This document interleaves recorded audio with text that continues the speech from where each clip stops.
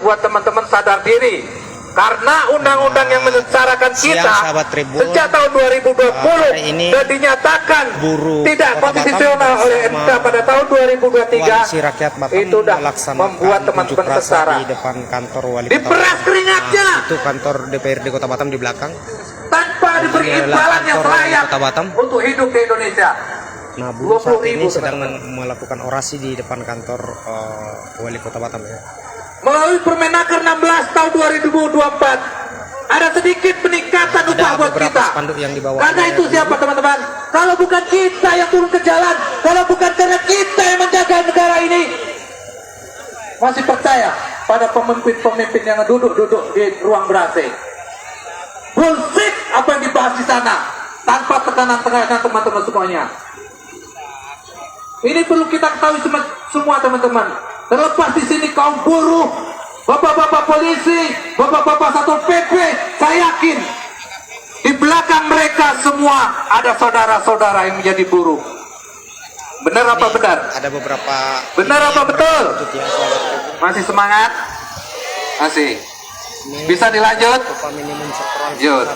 Itulah kenapa kita aksi serempak pada tanggal 28 ini kita kasih nama Ostum. Apa itu Ostum? Ostum ini sempat viral di sekitar tahun 2012 dan progresnya bukan seperti sekarang ini.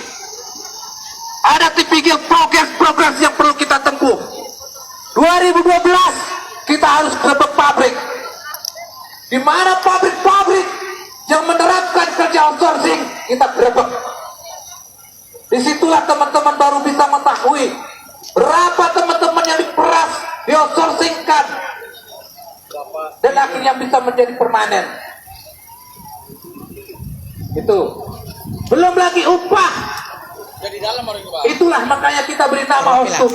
Hapus tolak upah murah dan hapus outsourcing.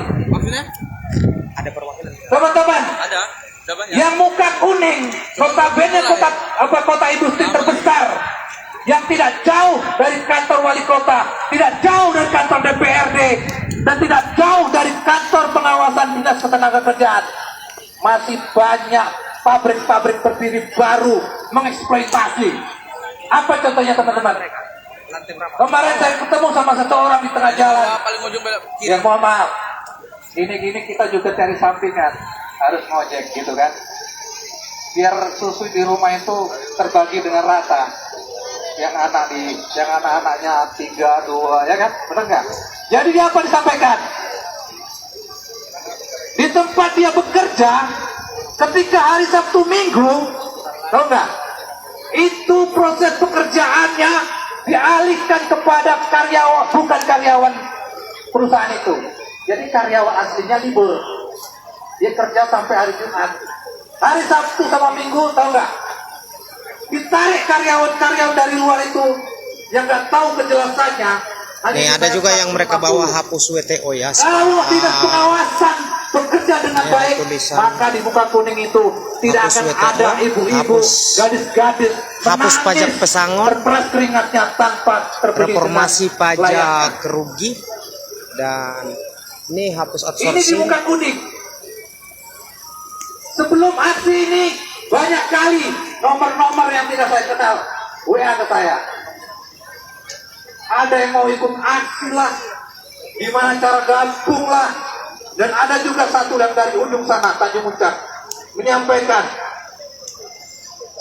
sistem outsourcing di galangan kapal masih merebak dan masih dijalankan.